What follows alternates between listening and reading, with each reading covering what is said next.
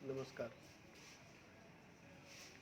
अगर आप मेरे से पूछेंगे कि पूरे विश्व को भारत की सबसे बड़ी देन क्या है, तो मैं उसका उत्तर आपको ये दूंगा कि भारत की पूरे विश्व को देन योग है।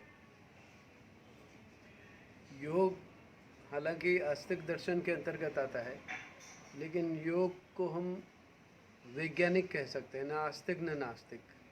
क्योंकि योग कोई ग्रंथ या ईश्वर या किसी चीज़ के बारे में नहीं कहता।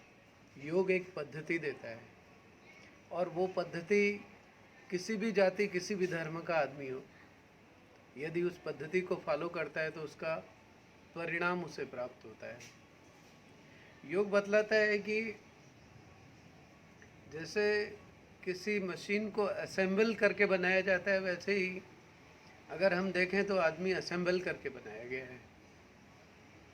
उसके 4 मुख्य पार्ट हैं: बुद्धि, मन, शरीर और आत्मा।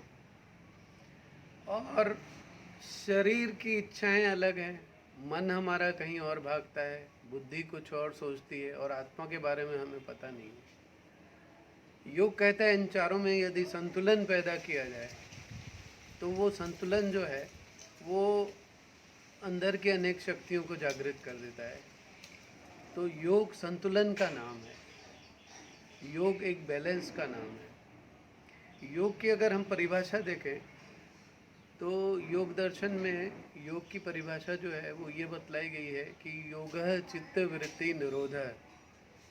चित्त का मतलब मोटे रूप से आप ये समझ सकते हैं कि हमारा बुद्धि, मन, अहंकार, या हमारी बुद्धि में हमारा बुद्धि का जो स्ट्रक्चर है उसके बारे में कहा गया है। और वो जब बुद्धि विषय से जुड़ती है या बाहर की ओर आती है तो उसे वृत्ति कहा जाता है। मोटे मोटे रूप में हम कह सकते हैं कि जैसे समुद्र में बहुत सारी लहरें उठती और बहती रहती हैं, वैसे हमारी बुद्धि में बहुत सारे वृत्ति रूपी विचार चलते रहते हैं। उनका निरोध या उन्हें शांत करना योग कहलाता है। योगः चित्त वृत्ति निरोधः, ये परिभाषा दी गई है। वैसे योग दर्शन की सबसे अच्छी बात मुझे ये लगती है कि यह बतलाया गया है कि सबसे पहले योग कहाँ से उत्पन्न हुआ। तो मुझे बहुत अच्छा लगता है कि ये बतलाया गया है कि योग जो है वो भगवान शिव के द्वारा उत्पन्न किया गया। शिव ने सबसे पहले योग के बारे में पार्वती को बताया, और वो परंपरा चलते चलते धरती पर पहुंची तो महर्षि पतंजलि ने इसे इस धरती पर प्रतिष्ठित किया। महर्षि पतंजलि जो हैं योग दर्शन के प्रवर्तक कहलाते हैं। महर्षि पतंजलि का जो लिखा हुआ किताब है उसे योग सूत्र कहा जाता है। योग सूत्र में ही अष्टांग योग के बारे में बतलाया गया है, जो कि हमारा टॉपिक है। हमारा टॉपिक जो है वो है योग दर्शन में अष्टांग योग। अष्टांग योग का अर्थ ही ये है कि 8 प्रकार के योग होते हैं: यम, नियम, आसन, प्राणायाम, प्रत्याहार, धारणा, ध्यान, समाधि।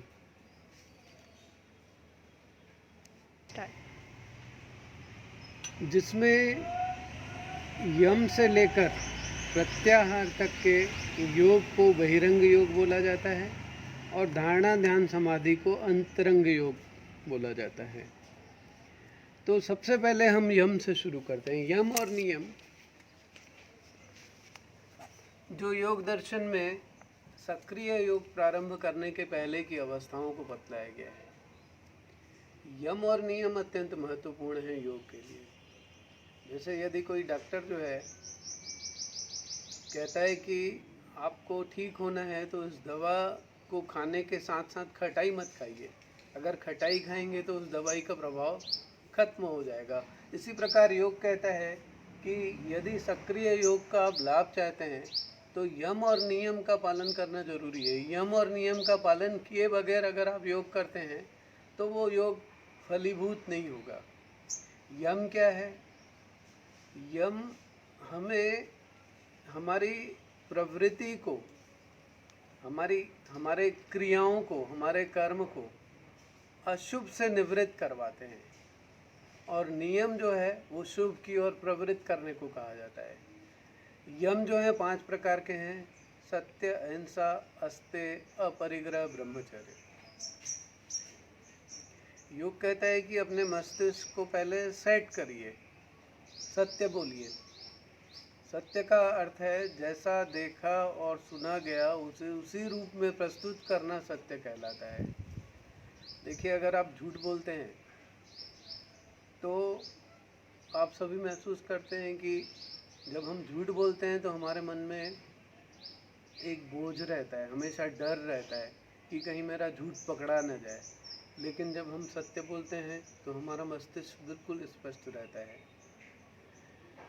यम का दूसरा अंग है अहिंसा। मन, वचन, कर्म से किसी को हानि नहीं पहुंचाना।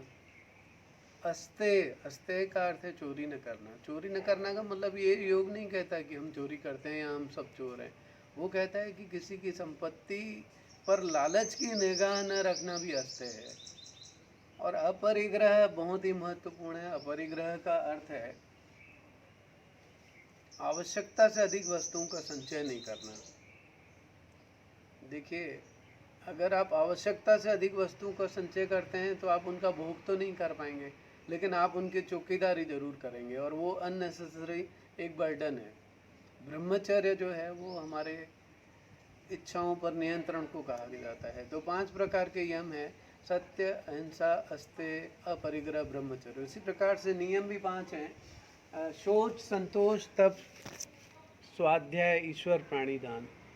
शौच का अर्थ है स्वच्छता। स्वच्छता का अर्थ है बाह्य और आंतरिक स्वच्छता। जैसे हम नहाते हैं, नहा के अपने शरीर को साफ करते हैं, योग कहता है अपने अंदर के मन को भी साफ करना चाहिए, रोज उसे भी साफ करना चाहिए। तो शौच बहुत अनिवार्य है। उसके बाद आता है संतोष। संतोष का मतलब ऐसा नहीं है कि हम अपने ज़िंदगी में सारे काम रोक कर संतुष्ट हो जाएं। संतोष जो है वो एक पहरेदार है जो हमारे मन को अननेसेसरी दिशाओं में भागने के लिए रोकता है और हमको सेटिस्फाइड करता है, हमको सेटिस्फैक्शन उपलब्ध करवाता है। तप का मतलब तपस्या करना नहीं है। तप का मतलब ये है कि हमें अपने शरीर को नियंत्रण में रखना है। जैसे अगर हम भोजन कम करते हैं तो ये भी एक तप है। जैसे हम टाइमली सारे काम करते हैं, नींद पूरी लेते हैं, तो ये भी एक तप है। इसी तरह से स्वाध्याय का मतलब ये है कि निरंतर उन सारी चीज़ों को अपने चिंतन में रखा जाए जो हमें हमेशा प्रेरित करती हैं, बूस्टअप करती हैं। स्वाध्याय का मतलब अगर हम शास्त्रीय अर्थ में देखें तो वेद, उपनिषद जो ग्रंथ हैं जिनमें हम ये मानते हैं कि वे उनमें लिखी गई बातें हमेशा सत्य हैं, उनका चिंतन और विवेचन करना, स्वाध्याय करना। ईश्वर प्राणिधान, ईश्वर प्राणिधान यहाँ नियम में एक जगह आता है और योग में कहीं पर भी ईश्वर के बारे में बतलाया नहीं गया। ईश्वर प्राणिधान का अर्थ है सारी चीज़ों को ईश्वर के प्रति समर्पित करना, समर्पण भाव से जीना। तो यम और नियम ये 2 चीज़ें ऐसी हैं जो योग करने के पूर्व यदि उनका पालन किया जाए तो हमारा मस्तिष्क धीरे धीरे जो अनावश्यक बोझ से भरा हुआ है उससे हल्का कर देता है। उसके बाद हम आसन की तरफ आते हैं। तीसरा अष्टांग योग का अंग है आसन। आसन स्थिर और सुखपूर्वक बैठने को कहते हैं। बैठने की अवस्था को आसन बोला गया है। योग दर्शन की ये बड़ी अद्भुत और अजीब, बहुत मज़ेदार एक बात यह है कि योग दर्शन में बतलाया गया है कि जितने भी प्रकार की जीव जाति हैं उतने प्रकार के आसन हैं। आप अगर मुर्गी को बैठे हुए देखते हैं और उस तरह से बैठने की कोशिश करते हैं तो उसे कुक्कुट आसन बोला गया है। यदि मगर की तरह लेट कर बैठने की कोशिश करते हैं तो उसे मकरासन बोला गया है। इसी तरह से सांप जैसे अगर आप बैठते हैं तो उसे भुजंगासन बोला गया है। प्रकृति से योग ने जो चीज़ों को कनेक्ट किया उसे आसनों में परिवर्तित किया, और आसन जो हैं अलग अलग आसन अलग अलग प्रकार की बीमारियों के लिए उपयोगी हैं। लेकिन जीव जातियों के आसन के अलावा अन्य अनेक प्रकार के आसनों का योग ने ईजाद किया। जैसे वज्रासन है, पद्मासन है, ये सारे आसन जो हैं इनके बारे में योग दर्शन ने बतलाया। इसके बाद चौथा अष्टांग योग का अंग है प्राणायाम। प्राणायाम का अर्थ है सांस पर नियंत्रण। ये भी एक अद्भुत खोज है।